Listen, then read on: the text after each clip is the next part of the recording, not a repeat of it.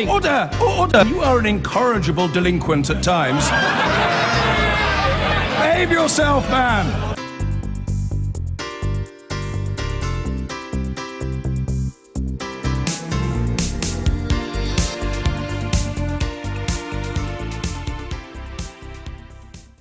Now, the sex abuse scandal in football continues to snowball as more former players come forward and more offenders are named. This programme has been told that another coach in the northwest of England would use threats of violence on children as young as 10 to stop them telling their parents about abuse. One of his victims described the man as a cynical bully who hoodwinked senior managers at Blackpool Football Club.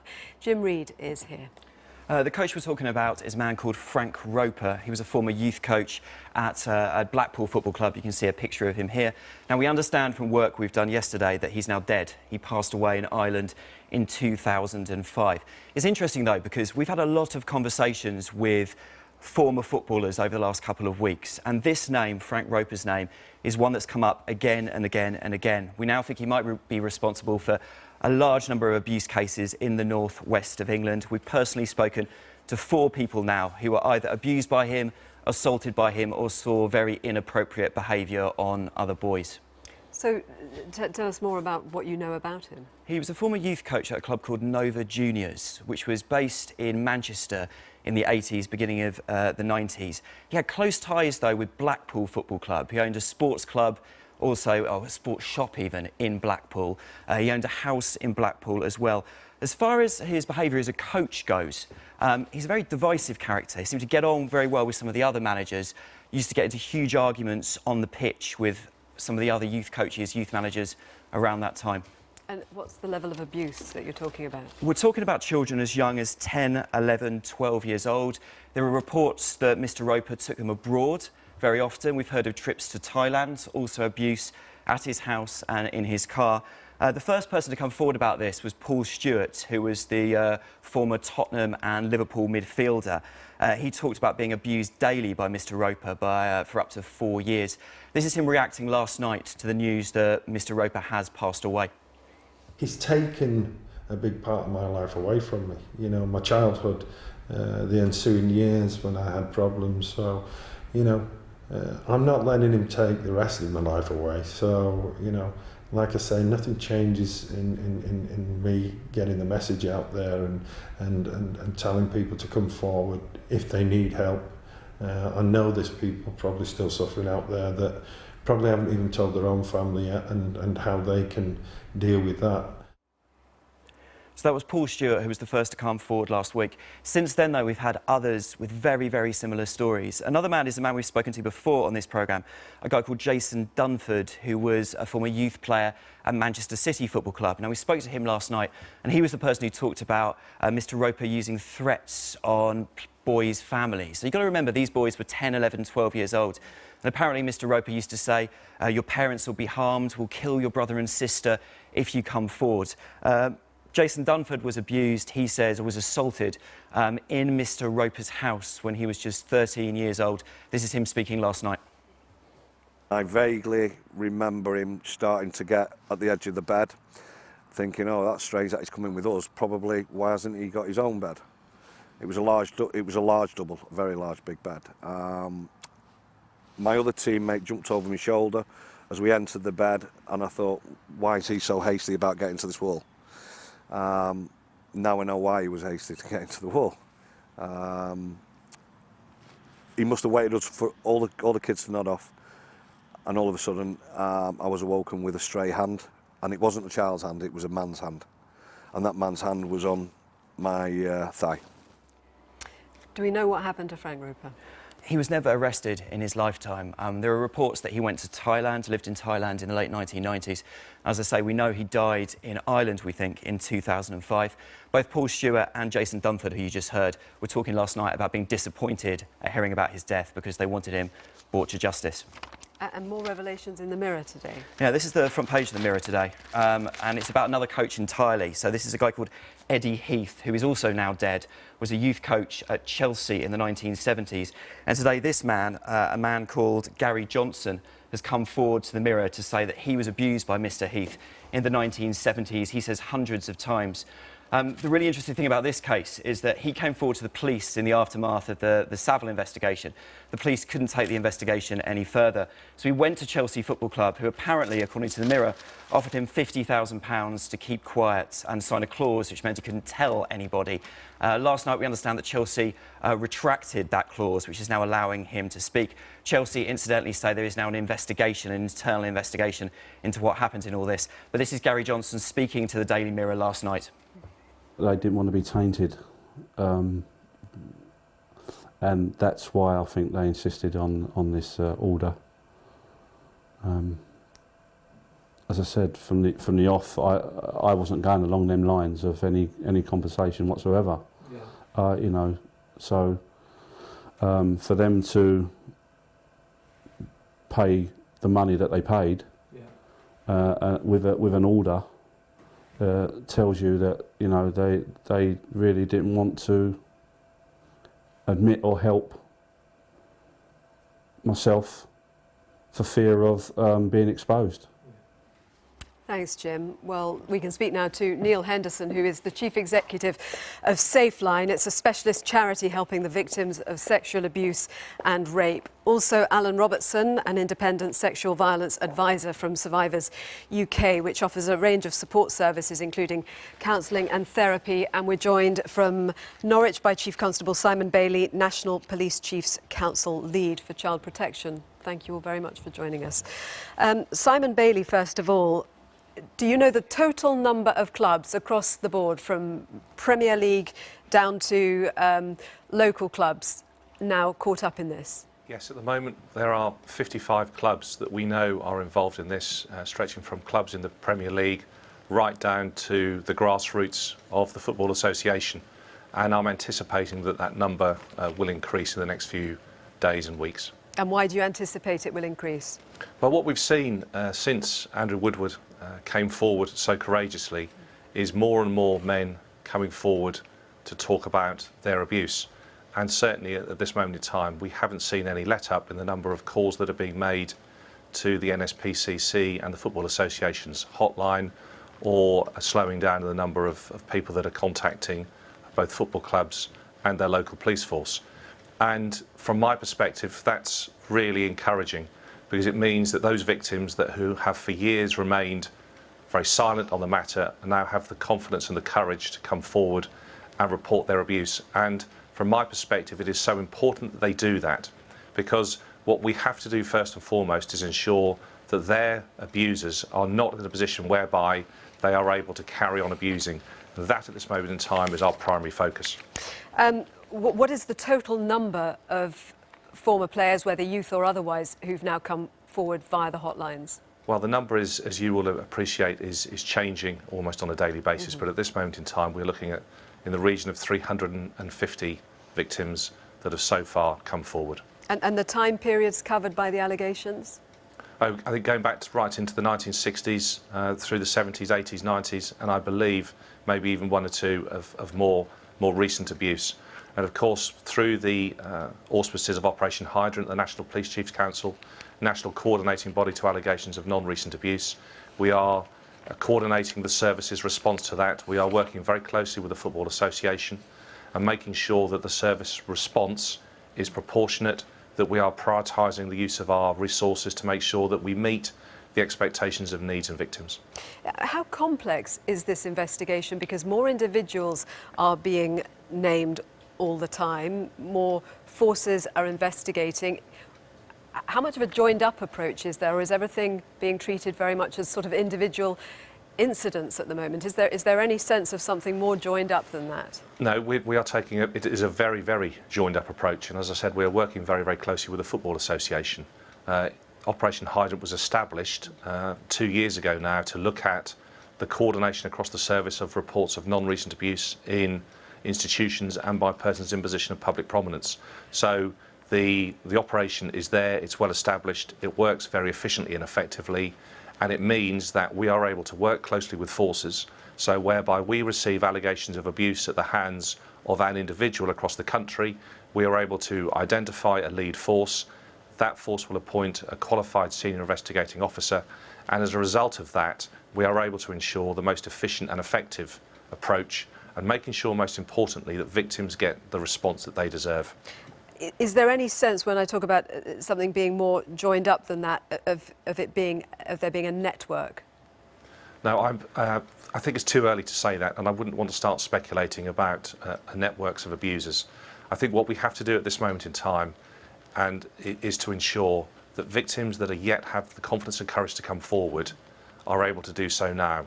I think you've only got to look at the amount of courage that's taken place in the last few days to recognise that more and more people who were and have historically kept their abuse to themselves, perhaps never ever disclosed it, are now having the confidence to come forward. And I think it's so important that they do that, to be dealt with by specially qualified, highly trained officers in a very sympathetic manner, to allow them the time and the space to talk about their abuse, and to allow us to ensure that the person who has at hands they were abused is no longer in that position to abuse. We are prioritising our resources, we are coordinating the approach across the country, and I am very confident about the approach that we are taking. Neal Henderson, you run Safeline, and yes. There's been a big increase in the number of people calling your line, hasn't Yeah, there? we run the national helpline for male victims of sexual abuse and rape. And over the last 2 months, we've had record numbers of calls to the helpline.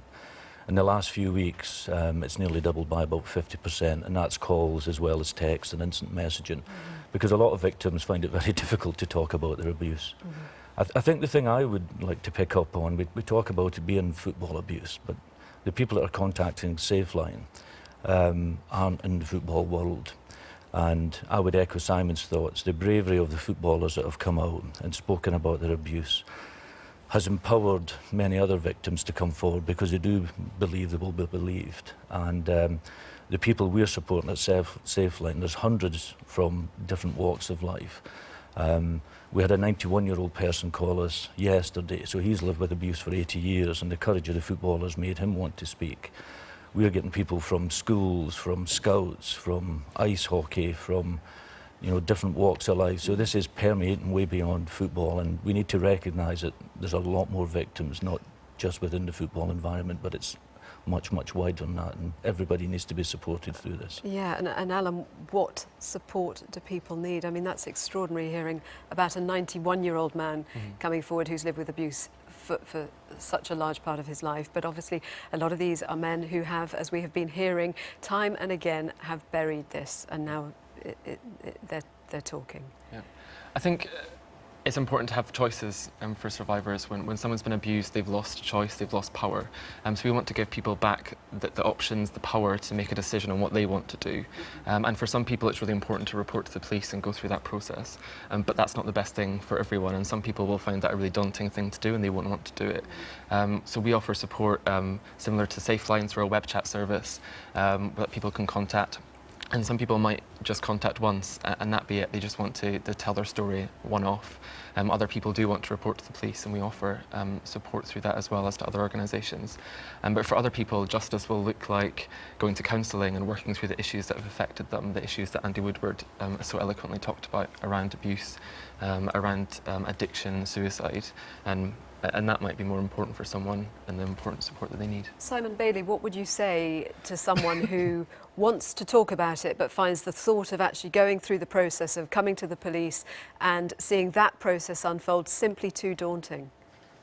Well, I would ask them to please have the courage and the confidence to go and speak to somebody in person, or pick up a telephone line, and maybe call one of the charities that are able to help, or call the NSPCC FA hotline, or alternatively, if they feel confident enough, go into the local police station and ask to speak to somebody privately, and then disclose their abuse. Because unfortunately, their age knows no barrier when you're dealing with people who have abused. And I have experience within my own force of people abusing in their 70s, 80s and 90s.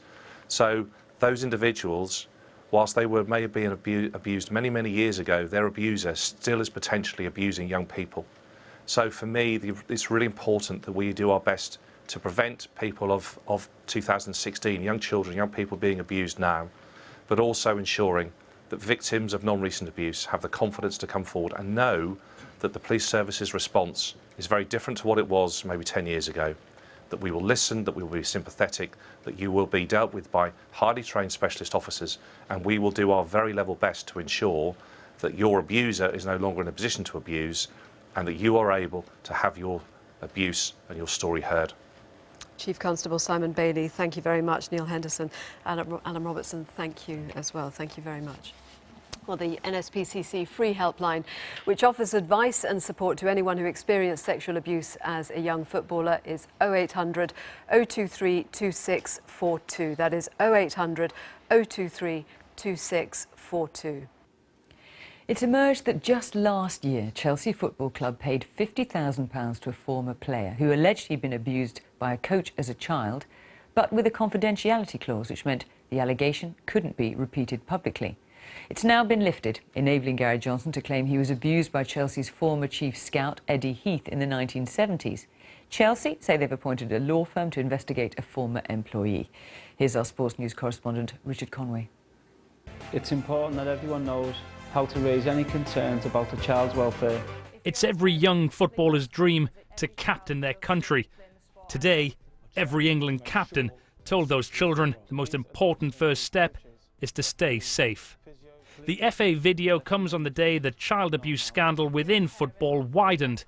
The former Chelsea player Gary Johnson spoke out about being abused by the club's ex-chief scout Eddie Heath, and he alleged a settlement was paid to cover up his claims. For them to pay the money that they paid with an order tells you that, you know, they really didn't want to admit or help myself for fear of being exposed. It was in 1973 when Gary Johnson claims Eddie Heath abused him for the first time. Despite the abuse at the age of 18, his talents took him to the heart of Chelsea's first team. In 2014, he contacted police and was referred back to Chelsea.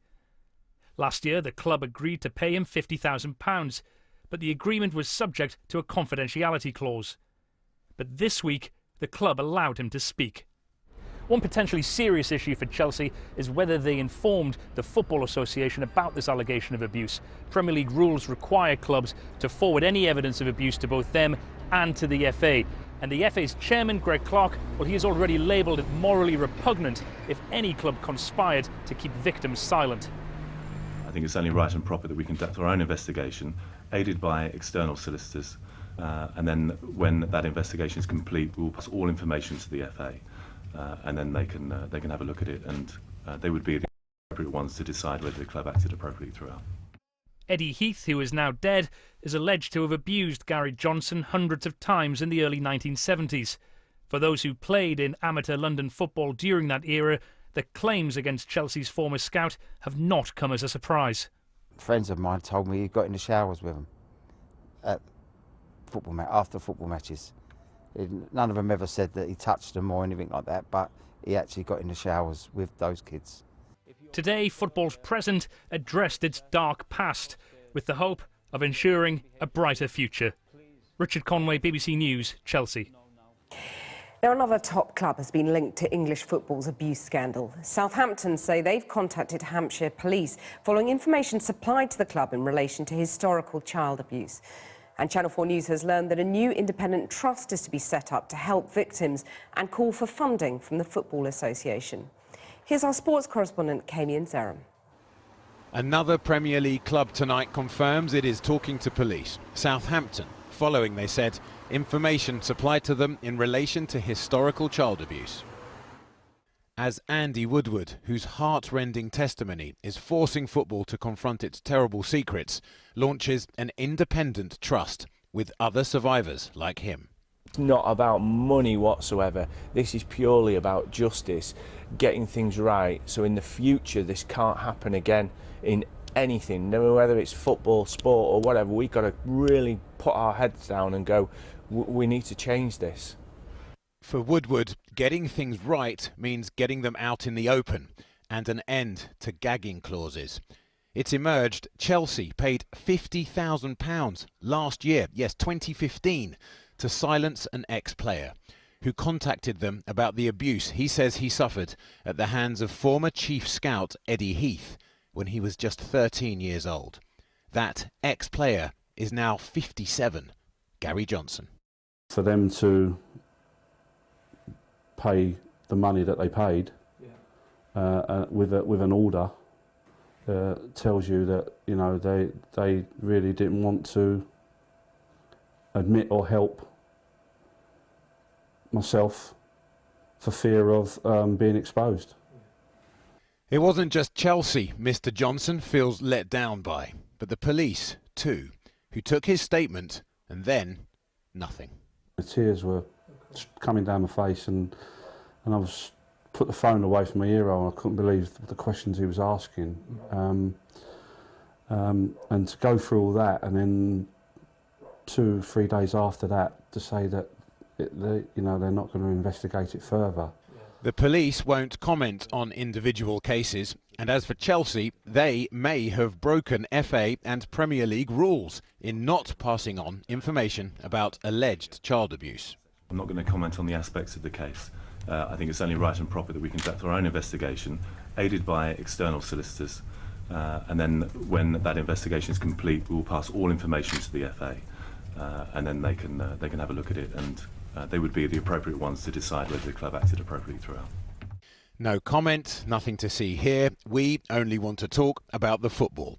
At Manchester City too, who play Chelsea no less tomorrow. Hi, Channel 4 News.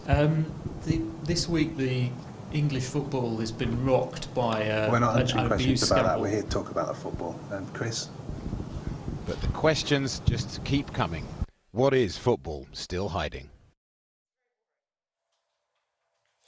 Well, I'm joined now from London's Docklands by David Mellor, who amongst his many jobs in government in the 80s and 90s was National Heritage Secretary with responsibility for sport. After leaving Parliament, he spent 2 years chairing the Football Task Force. And of course, you're one of the most famous Chelsea fans in the country, David Mellor. What do you think of these allegations that Chelsea and other clubs may have paid former players to be quiet? I think it's quite wrong. I think that there is an obligation already under the rules of the Football League and of the Premiership that these incidents should be reported. And I think paying people off is a thoroughly bad thing, not least because, you know, if you think you can get £50,000 by saying you were sexually abused 30 years ago, I suspect there'd be quite a long queue outside Stamford Bridge. Now, the scale of this just keeps seeming to grow by the day. Are we anywhere near having an inquiry that is capable of tackling it?